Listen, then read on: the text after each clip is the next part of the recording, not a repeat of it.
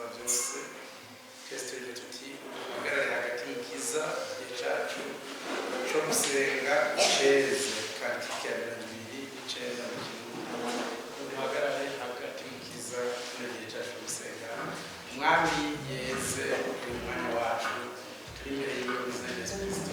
Amen.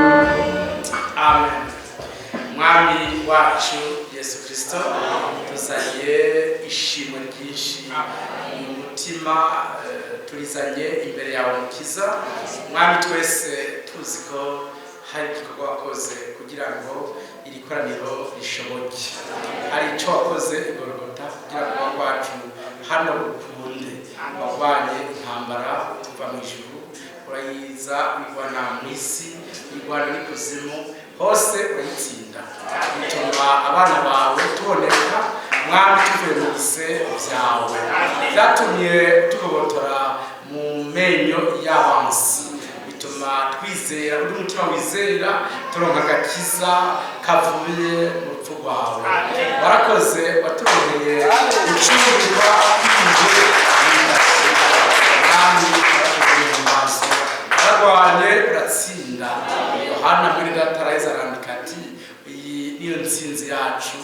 yanesheje isi yose mu kwizera kwacu.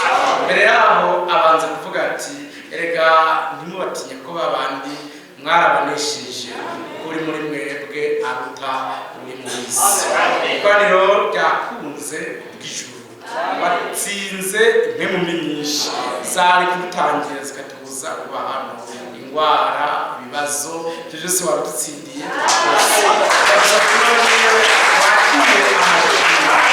Avuye mu mitima yacu twese, izagire umuntu wese ari n'icyo yakoze iri koraniro rikunda, ubereye kugura inzugi, ubereye ku badiyakre, abaje hano twese, abaririmbyi bose bahezagiye bahembe bihuje n'ibyo bakoze ku nyungu y'ubwami bwawe Mukiza.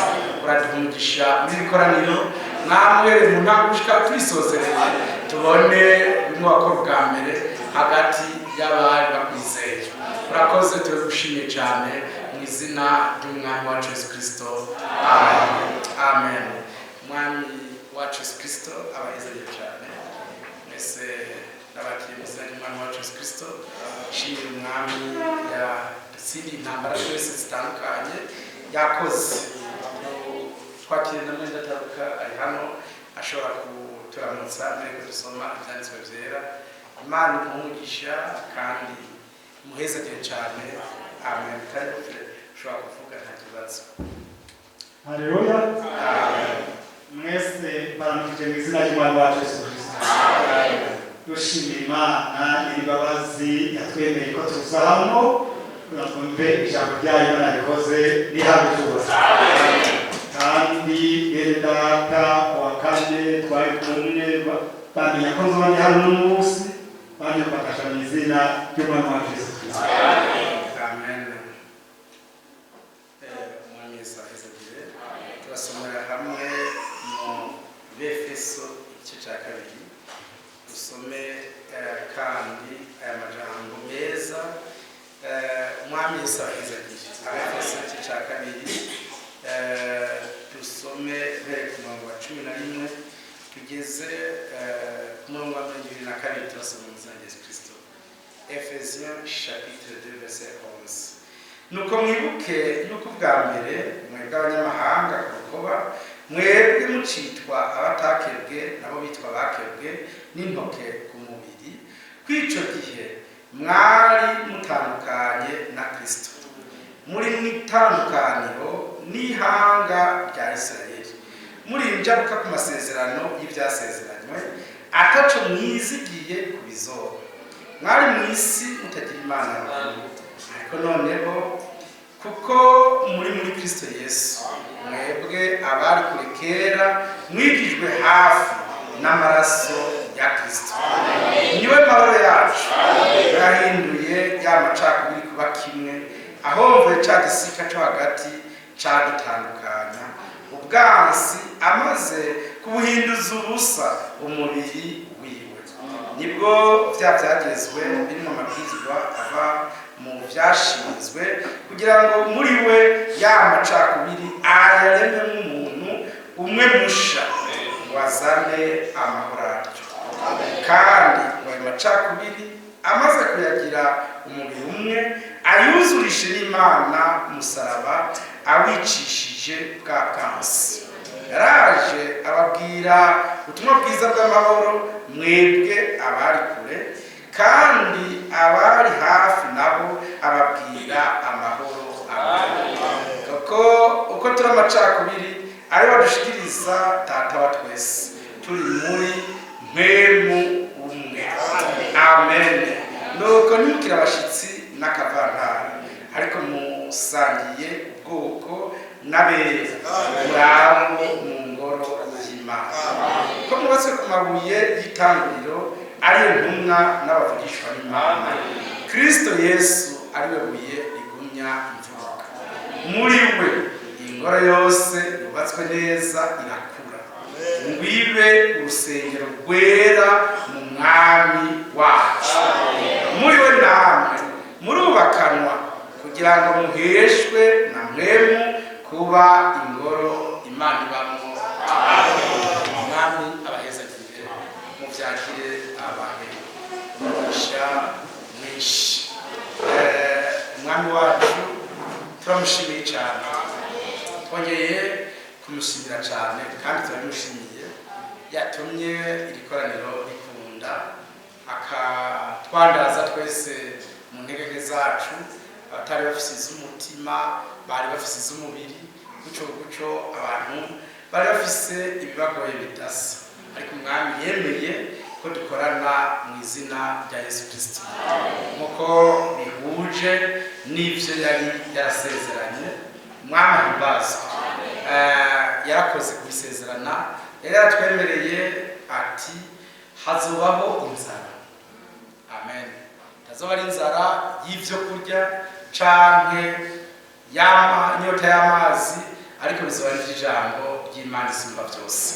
Iyo nzara niyo yatumye tuza ku mwami kugira ngo aduhaze, n'inyota dufise yatumye tuza kugira ngo ayimare. Umwami ahimbazwe, Imana ishimwe. Kandi ibiti harahiriwe abafise inzara n'inyota. Umwami wacu Yesu Kristo yabivuze muri Matthieu chapitre 5 ati hahiriwe bafise inzara n'inyota vyo kugororoka, abo nibo bazohazwa. Imana iraheza nyinshi. Harakomeje mu vyakozwe n'intumwa aya majambo meza ngo bashishikarira cyane kuguma mu vy'intumwa zigisha no kumanyagura imitsima no gusenga. Imana ishimwe. Iryo ragi ry'abasokuru mu kwizera niryo ryakurikiye, ryakomeje. Umwami yakomeje ivyo yakomeze muri bo, nivyo azokomeza no mu batoranijwe gushika ku iherezo. Umwami yatuburiye ati musenge kugira ngo ntimugwe mu mosha mabi. Umwami yarabisize abivuze, kandi n'ubu bizokomeza abishira mu batoranijwe gushika ku iherezo. Umwami ahimbazwe. Kandi aya majambo nayukuri, Biblia ivuga ngo ntimwakurikiye imigani ya kenge. Imana ishimwe. Muri Petero wa kabiri cye cya mbere ku murongo wa 16 ngo ntimwakurikiye imigani ya kenge, hamwe twabamenyesha ibyo kuzoseruka ku mwami wacu Yesu Kristo n'ivy'ubushobozi bwiwe. Umwami ahimbazwe. Uburyo mbere y'uko umwami wacu agaruka yarasezeranye kuzovanaho ibintu vyose vy'imigani, ibintu vyose vy'insiguro z'abantu. Umwami yari yarabisezeranye. Amen. Imana ishimwe. Kuko ntimwakurikiye imigani ya kenge. Non. Avant l'avènement de notre Seigneur Jésus, beko Yesu Kristo agaruka, bizoba ubutumwa bwiza buzoba bukeye neza, ata bintu birimo. Nico gituma umwami aduha guhurumbira kumva ijambo ry'Imana rikeye, clair comme le cristal. Imana ihimbazwe. Kandi umwami ashobora byose yarakoze kubona yaratwemereye, kandi nashimwe abisezeranye ngo ubu butumwa bwiza bwawe nkuko bwavuzwe ku ntango buzokongera buvugwe n'Imana izoburungikana. Amen. Maze mubere icabona isi yose, amahanga yose, maze umuhero uzocuza. Amen. Imana yasezeranye ivyo nihimbazwe. Twemere ko ijambo rizosubira kuvugwa nk'uko ryari imbere, nk'uko intumwa zaryumvise. Imana ishimwe. Kandi mwami ni kuri turamushimiye cyane, yasizeho aya majambo yo mu vyeshurana ngo mbona inkukuma iguruka yatiriye ijuru. Apocalypse chapitre 14 verset 6. Umurongo wa 6 ngo mbona inkukuma iguruka yatiriye ijuru, itwaye ubutumwa bwiza bw'ibihe bidashira, un évangile éternel du royaume de Dieu. Oh, quelle grâce! Nous bw'Imana isumba byose, bw'ubwami bw'Imana ibumenyesha amahanga yose. Umwami nahimbazwe, ariko arakora ako kazi keza mu bana b'Imana isumba byose. Muri Matthieu chapitre 25, muri Matthieu 25, duhere kuri Matthieu mumbarire kuri 24 muri Matthieu 24 umwami wacu ahera kuri aya majambo muri Matayo 24 ahera ku murongo wa 4 ayishura abafrere ababwira aya majambo arakomeje mu nyangane twazirure Matthieu 24 verset 4 verset 4 umwami wacu atangiye kubabwira ngo Yesu arabishura ati mwirinde nyagire ubazimiza manishi mwirinde nyagire ubazimiza amen manishi manishi mbazo mwirinde Imana nishobora gutanga equation itarezo cyo gutanga ikibazo kitishuwe ahubwo nuko yari izi ko izoronje ubutumwa bwiza butubuza kuzimira mwirinde ntagire ubazimiza Imana ishimwe umwami arakomeje kuri verset 24 ati kuko bazokwaduka abigira Kristo n'abigira abavugishwa n'Imana bagakora ibimenyetso bihambaye n'ibitangaza kugira ngo bazimize n'abatoranijwe n'ibyashoboka amati ntibizoshoboka aseke iri nuzamvera bazotungikira ijambo amen Imana imbazo umwami ati ahazokwaduka bigira bavugishwa n'Imana benshi bigira abafrere mais bazozimiza n'abatoranijwe est-ce que c'est possible n'ibyashoboka Imana imbazo ashaka ngo n'ibyashoboka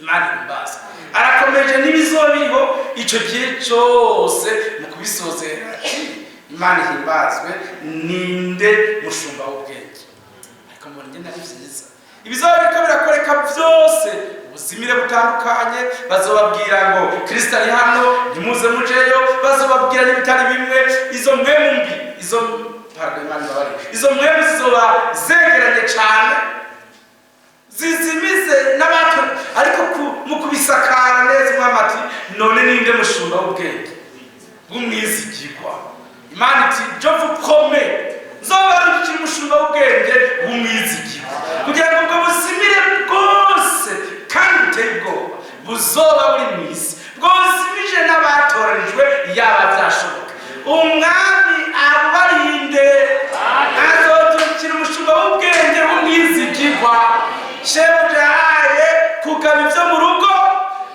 byiwe byose azosobanurira iby'ijambo ry'Imana ryose kugira ntihagira haba n'akantu na gato kozimiza manishe icyo gituma ari bwa bukozi bwa Eliya ngo Eliya azobanza aze koko ategurira umwami Imana ubwoko azoyiza imbere ari n'ubushobozi bwa Eliya ategurira umwami Imana ubwoko buroranye ata kintu na kimwe cy'ubuzimire kirimo Imana ishimwe ibyo byatumye umwami hari akazi muri Matthieu 25 no dushitse maintenant hari akazi kanditse hano kavuga ngo icyo gihe ubwami bwo mu ijuru buzosa n'inkumi 10 zajanye amatara yazo zija gusanganira umukwe batanu muri bo bari ijuju bandi batanu bari abanyabwenge merci Seigneur Jésus ese cyonga abafrere bagakunda ibintu turimo ni ibintu by'agaciro kanini cyane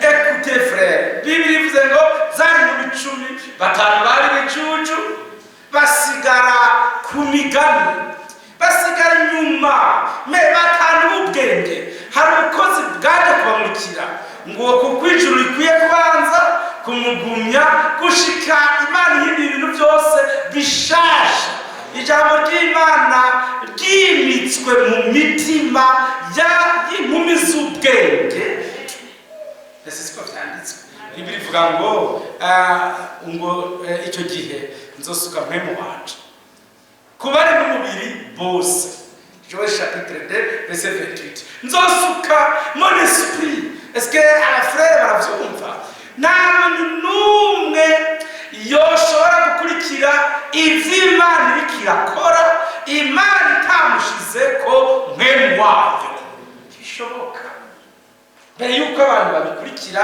aya majambo yo Pawulo yadukebuye atwereka abantu bayumve ko ari kuri mbere y'uko abantu bakurikira Imana ibanza kubasukako mwene wayo.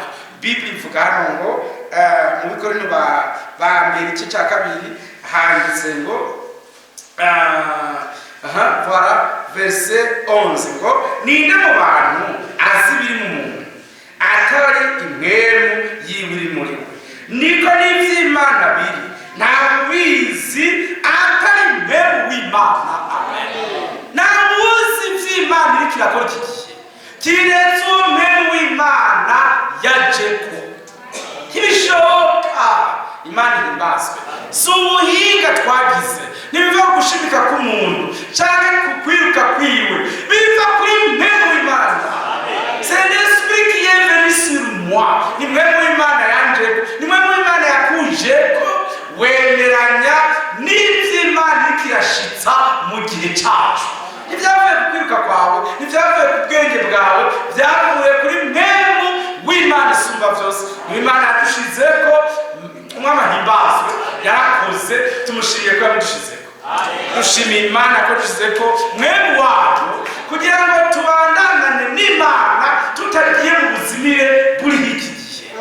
Imana ihimbazwe, ihimbazwe kandi cyane. C'est l'esprit de Dieu sur nous. C'est l'influence de Dieu. C'est l'effet du Saint-Esprit. N'akazi kambere kari kuhera ku vyiyumviro vyanyu n'ubwenge bwanyu n'intumbero zanyu. Imana yabifashe au contrôle, irabitegeka kugira ngo izuba nani bayoborera kugukundira ijambo gushika no kwihereza. Imana ko yamagara abantu ibavana mu bintu bitari bimwe, irikira bararika ibasohora ibavana mu nyigisho z'abantu, hanyuma ibateguze ijambo ryayo, hama bacikumwe naryo. Imana ihimbazwe, izohezize ibatore. Bituma Yesu yasengeye abera ngo ndabasabiye ubeze mukuri, ukuri ni ijambo ryawe. Iyo purification Imana iriko irakora, uko kwezwa kutuvana mu bintu vyose Imana iriko irakora, iriko irabikuzayo ijambo ryayo. Umwijima uravayo, umuco w'Imana ukinjira. Igikorwa ca Satani kiratsindwa n'ijambo ic'Imana kikicara kigategeka. Imana ikireza abantu bayo. Imana ishimwe ihimbazwe, ibezesheje ijambo tukwiyaruhitse. C'est la vérité frère, c'est une action de Dieu. Que Dieu vous bénisse. Nico gikorwa Imana iriko irakora uyu munsi. Que Dieu soit loué. Cyo gituma handitse ngo d'ailleurs ni frère Frank yatubwiye ngo Imana izoza ubwayo isoze igikorwa cayo mu nkomezi nyinshi, iva contraindre izohata batoranijwe, ibahatire kw'ijambo ryayo, yo nyene ibubakisha ijambo ryayo. Dieu soit loué. Dieu soit loué. Imana ihimbazwe. Frère Frank yabonye Imana yamutegetse ngo duga kuriya umukogote, merci, umukogote mushasha utangure isarura. Abona harijiranye burije cyane ku buryo harafuranganye, ibicu birafurangana, umenye imvura iserengeye kugwa, ariko haciye akanya umuco watoye byacu byafuranganye, wamenga biraheze ntibishoboka, ariko umuco wararashe. Imana ihimbazwe.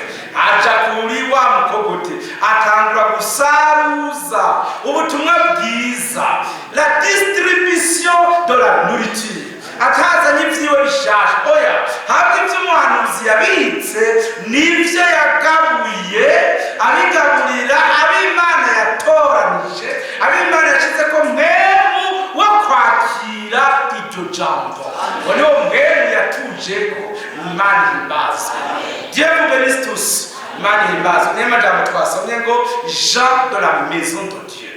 Imana ishimwe. Twabisomye hano muri Ephésiens chapitre 2, hari mu Efeso, je crois que c'est le verset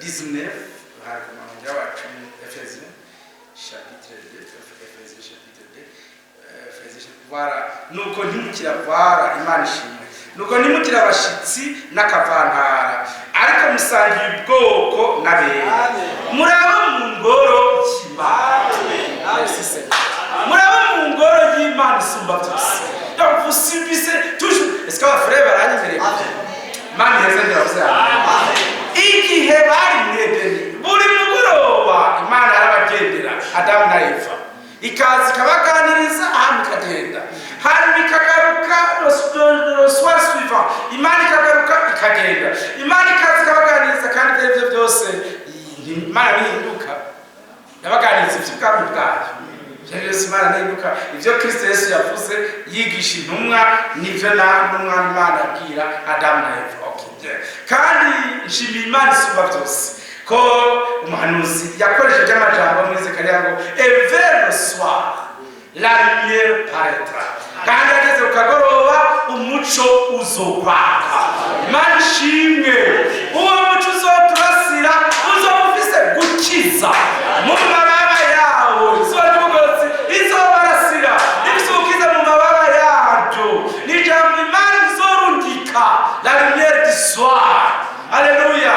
Uzoba umuco wo ku mugoroba ko muzoba bugira bwire uzogira bwirirane isi idashobora gutora ibyirimo isi idashobora gutora ibyo yokora nta bahambaye nta bize nta batunzi nta ngingo n'imwe bofata nta na kimwe gikunda mu mondanje il y a du désordre mais dans l'épouse mu mugeni wa Yesu Kristo hazoba ari intumbero yo kuja mwizamuka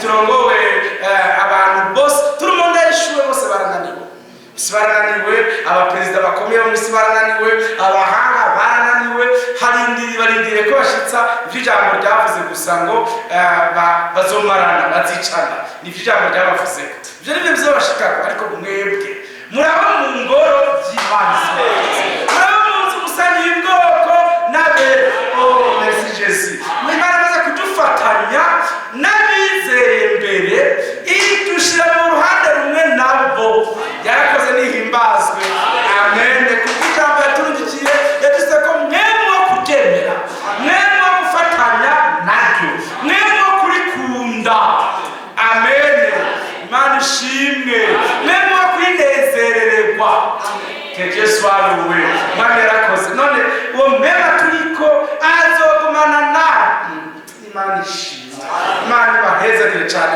n'isezerano ryavuzwe n'umwami wanje akamesha ngo nzogumana nawe gushitsa ku muhero w'isi byose avec kugera promis nuko nicyo gituma twakereje tugira tuje mu masysteme yo muri message umwami aratugarura kuri Kristo Yesu Imana ishimwe ijwi ryasemereye muri Matthieu 17 riti c'est mon fils bien-aimé écoutez-le bari batangiye kugira idini muri message bati enda twubake urusango rwa Mose n'urwa Eliya twubake n'urwa Senyeri kitwigumira ngaha rero afite twazare fo tubihoze ijwi ryavuye mu ijuru riti pas question ni Moïse ni Eli personne mais celui-ci uyu niwe Yesu Kristo wenyene niwe mwana wanje nkundaka ekute abari mumvira Imana ibahezagire nuko ijambo ryaje twubakisha idini rya message haba ijambo ryaje kutujana kuri Kristo Yesu muri byarinde neza ngo munsi y'umusaraba niho nzohoramba dore wa munsi izamugwa rizoba cyangwa nkaja kuruzi Imana ihimbazwe keje kubenisi nandi Imana ishimwe yadususe ko mwemu wayo amen mwami wacu yavuze muri Matthieu chapitre 4 ati mwemu w'Imana ari kuri jewe Imana ishimwe kugira ngo mbohore ababoshwe kugira ngo mbwire abari mu mwijima ku muco ubakiye kugira ngo mbwire ab'imitima yabo itekenywamitse ko bahawe la liberté Alléluia Mana doye kwidegemvya ngo nitube abaja b'abandi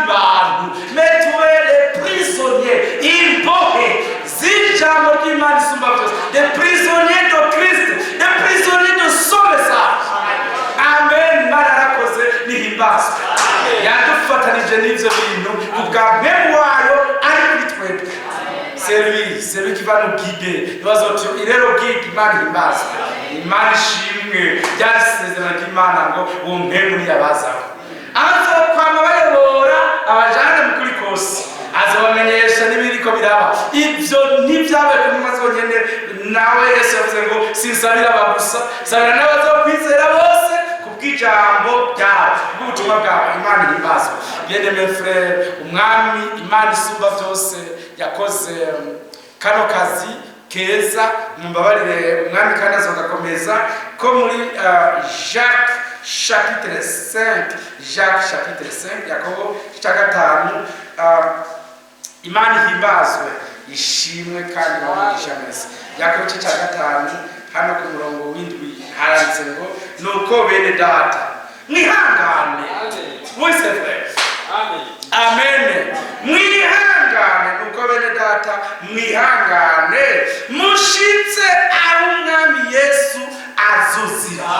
Oh merci Seigneur. Ntabwo umuntu abivamwo ariko mubizigame neza nk'uko mwabishikirijwe gushika we Yesu Kristo azozira. Birakomeje ku murongo ugace ka kabiri ngo umurimyi arorera imirima myiza ayirindira yihanganye gushitsa izorongera imvura y'agatasi n'iyurushana. Amen. Oh Imana ibahezagire ihimbazwe ubu n'ibihe bitazoshira. Frère Branham ati mwami ndakwinginze usuke imvura y'agatasi zigwire rimwe, yaba imvura y'inyigisho, yaba imvura y'ikanguro, habeho reveye, habeho ikanguro mu mugeni. Imana ishimwe kandi iryo kanguro riri hano, iryo kanguro riri hano. Amen. Niko umupolisi w'igare yavuze, natwe turavyemeza. Bamubaje bati tubwire iryo kanguro aho ryabere, nawe ati riri hano muri jewe. None umwami yaradukanguye, nahimbazwe adukangurira gukundira ijambo no kurigumamo no kurigwanirira mugwanira ukwizera abera bahawe rimwe gusa. Imana ishimwe, il nous a maintenu par sa puissance. Alléluia. Nous a maintenu dans la foi apostolique. Imana ishimwe ihimbazwe. Mbese witi ngo nuko namwe mwihangane mureme mu mitima kukuza k'umwami kuri hafi. Amen. Nuko namwe mwihangane mu mitima mureme cyane nimuhave munyiganga ariko mutuze muri mu ijambo muzi ko muzoshika amahoro. Mureme mu mitima mwihangane. Nagira ubabwira ngo Yesu yaramaze kuza cyangwa azoza mu buryo bw'impemu cyangwa haza abafarisayo bavuga ngo udaciye iwacu ntashika. Oya. Ariko umwami wacu azoza nk'uko ivyanditswe vyamuvuze. Ntibishobora guhinduka. Hari abantu bigisha inyigisho zitari zimwe, bagaca muri za collaboration mu bufatanye, abandi bagaca mu bindi bitari bimwe, bakumva n'ibintu biri vyiza rwose umenga n'Imana yavyubatse. Ndababwije ukuri na Dawidi yarazi ko Imana yabikoze. Igihe yabwira abantu bati mwikorere mukogote misanduku, merci, mutware isanduku y'isezerano n'umukogote mushasha, muze muraburura mukwega murimbe. Baririmba bose bazikora amafrere bati tugiye iwacu mw'ijuru nimuze tugende. Mais la parole n'était pas là. Ijambo sio ryari riri. Ijambo ryavuga ko isanduku y'isezerano itwagwa ku bitugu vy'abarenga. Basanga ko kavirigire gatonyi karishe umufrere ayonete. Alors bien-aimé, urupfu rwaraje mu Bisirayeli ruzanwe nuko bumva menga vyategetswe n'umwami Dawidi, n'abaganwa nabo baratumyeko baravyemeza. Tout le monde était d'accord. En tout cas, mumenye ko tutazozamurwa dusize abandi kameme. Bon frère, ivyanditswe vyera aho vyari vyiryamye vyari vyavuze ngo harimo amoko yose n'indimi zose. Amen. None kuvuga ngo Imana ntiyatwara uvuga ikirundi izoba yabishikije. Izoba yabishikije.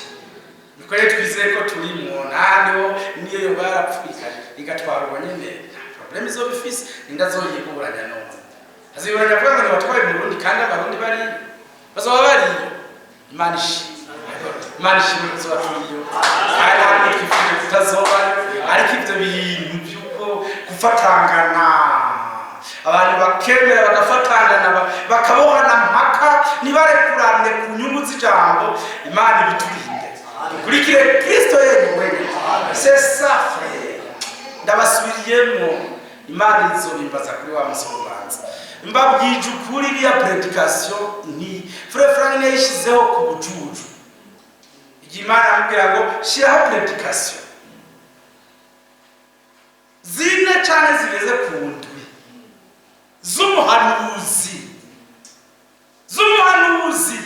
kuko ari abantu bakoze idini ryo kumviriza amaro transmission yone bumva bumvirije vya Frank gusa umenga baba bahejeje sivyo abandi bati twumvirije vya Branham gusa tuba duhejeje navyo sivyo Imana yategetse frère Frank ati shiraho 4 à 7 prédications za frère Branham nani ya frère Frank yarazumviriza ngo uri mutozumviriza witwaje iki aho kuganira ngo vous tous tournez le regard vers Jésus iyo prédication yadushimira ngo muhindukire mwese umwami wacu Yesu Kristo abarigiye kuruhuka Imana ishimwe yarakoze niba atwese twararikiwe guhindukiza amaso ngo niwe ntango yo kwizera kwacu kandi bazogusozera niba niwe Imana yatweretse nous devons le suivre Tushaka kurikira idini, tushaka kurikira umugwi abantu bagumutse akaruka abantu ngo turi ibihumbi 2 ngo kamene turi benshi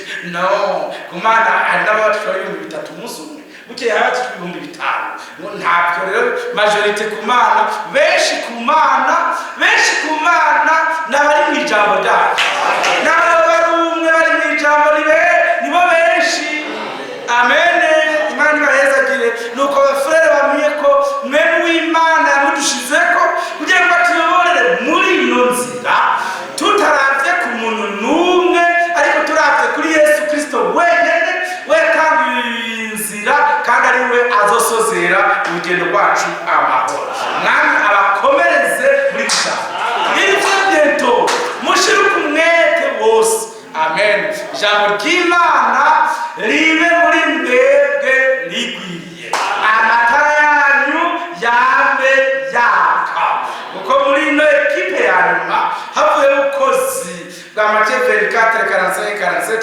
haci ku rubanza rwaracitse ngo iyo message iri kiragabugwa ubutumwa bw'abundi Imana abwira frère Branham ngo murungikanye ubutumwa buzobineguza yo kuza kwanda kwa kabiri buriko buragabugwa hazovuka imigwi ibiri hazovuka inkumi z'ubwenge n'inkumi z'ibijuju ivyo mwovyanga muvyemera byavuzwe n'Imana bitegeza gushika Imana ishimwe alors inkumi z'ibijuju zagiye zidatwaye amavuta yo ku ruhande amen Imana ibaswe mu mizungengezo zakurikiranye isoko y'amavuta yo ku ruhande ziyakira neza ziyabika neza niryo tararyatse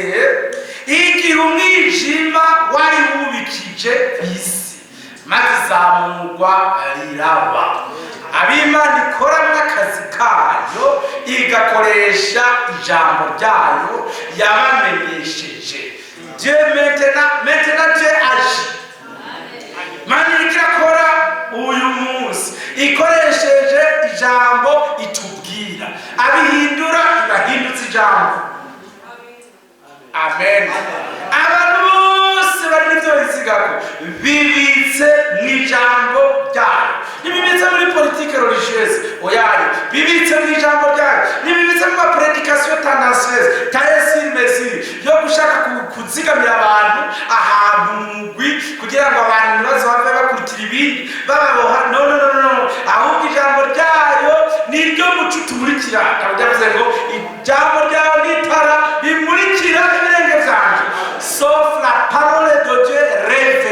ijambo ry'Imana ryashuwe.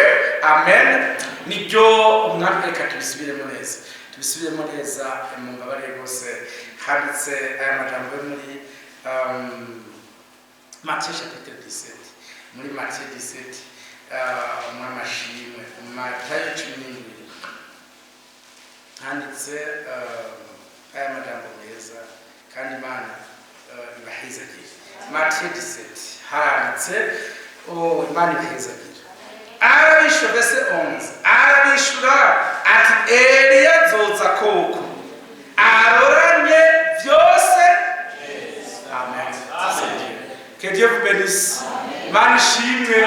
Azoza koko, ubutumwa bwiza buzoza butunganya imitima y'abatoranijwe, buyivane mu rwango, buyivane mu ishari, buyivanemo ubunebwe, buyivanemo ubuzimire, buyivanemo kurambirwa. Ibyo byose byane bigirira nabi abatoranijwe. Ubutumwa bwiza bufise akazi ko kubiheza muri twebwe.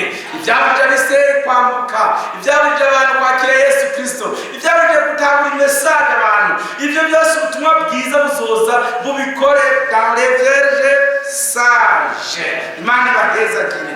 Amajambo yo muri Luc chapitre 17, muri Luc 17, Imana ishimwe kandi ibahezagire. Muhabumugisha n'Imana isumba byose. Luc 17 haranditse ku murongo wa 30, Luka 10:30 ati niko bizoba. Imana ishimwe.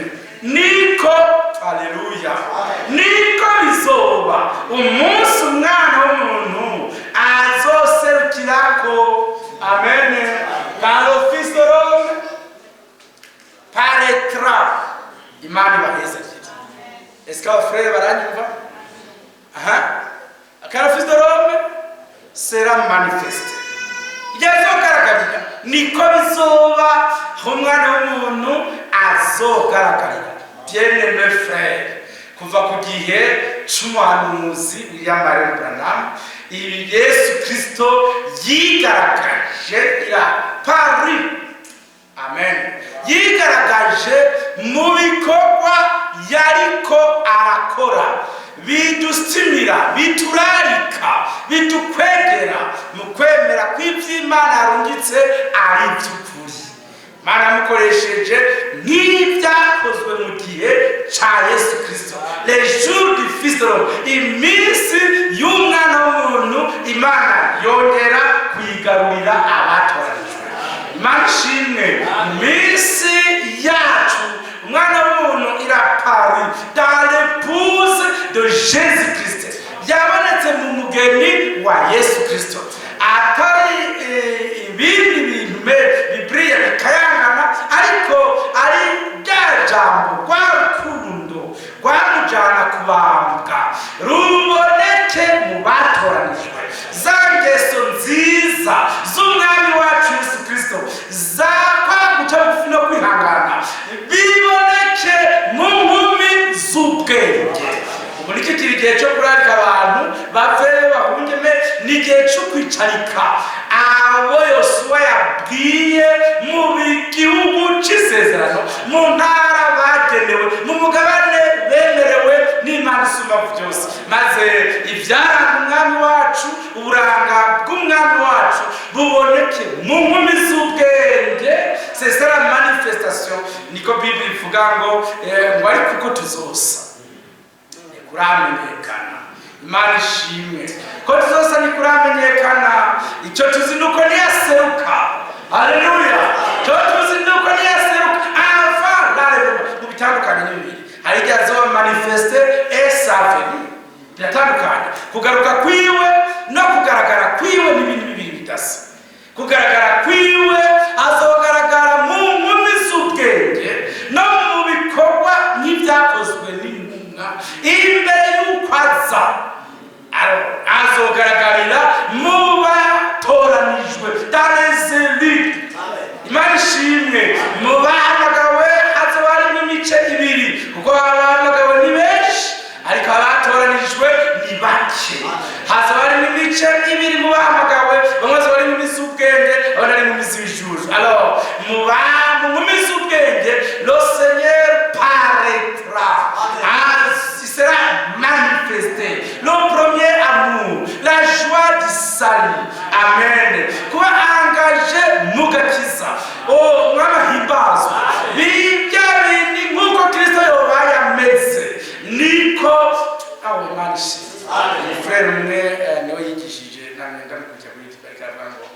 mushaka kuraba uko bazoba bameze mu ijuru ngo nimurabe twebwe ngo nimurabe niba mushaka kuba bazoba bameze mu ijuru nimurabe twebwe namwe mwe muraba abandi muvuga ngo nowe mu ijuru tuzotumeze gute raba twebwe mushaka kubahiga hehe abandi si twebwe nyine tuzojayo yego mwami azotwimura kandi akazi ariko arakora ni keza turamuhimbaje ariko arakora mu cyo cyose n'umwanda wose mwami ahimbazwe maze twebwe nyene ntituzoja kwezwa mu ijuru ariko mwami ariko arakora akazi hano arikura n'ibya satani byose les interpretations byose mwinji bose uzonika wose uve mu batoranijwe il est en train de le faire maintenant. Oui frère, abafrere bavansanye navyo bafatane navyo bamenye ibyo bariko barasaba Imana basaba Imana ko Yesu Kristo agaragara muri bo.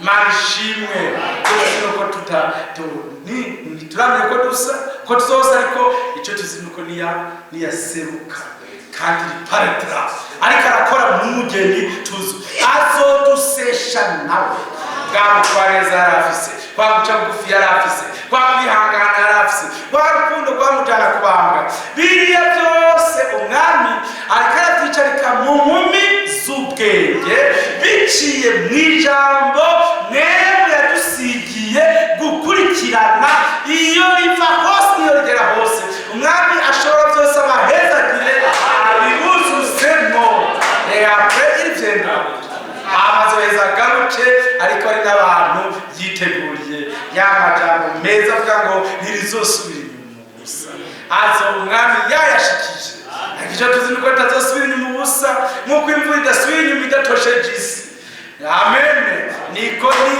jambo tutazosubira inyuma ridakoze ico umwami riko ryagikora uyu munsi abana b'Imana bariko que Dieu vous bénisse. Barahabwa rwa rukundo ruvuga ngo urukundo rw'Imana wihanganira byose rurenza ko muri byose ntaho rugira ishari n'urunezerwa bwabitanya kw'abantu urukundo rw'Imana ni rw'Imana ikiricarika mu batoranijwe. Oh merci Jésus umwami abahezagire abahe kwiba mu mwese abibuzuze mu bisaba Imana mwaguke mu bisaba Imana isumba byose. Merci, que Dieu vous bénisse. Imana ishobora byose ibibuzuze n'izina rya Yesu Kristo. Oh Imana ishimwe yongere ishimwe cyane ibi dushitsemo izo bikoze c'est un droit umurenganzira bwacu muri no minsi ya nyuma. Oh Imana ibahezagire rwose amen. Aya majambo meza y'umuririmbyi yaririmbye yuzuyemo ngo mbonye umukunzi mwiza umukiza Yesu ni waruti inshuti zose zose. Que Dieu vous bénisse. Imana ishobora byose ibahezagire cyane amen. Mbonye umukunzi mwiza umukiza Yesu ni waruta inshuti zose zo mu isi n'ugikundiro cyinshi mbonera muri we gutungana amen.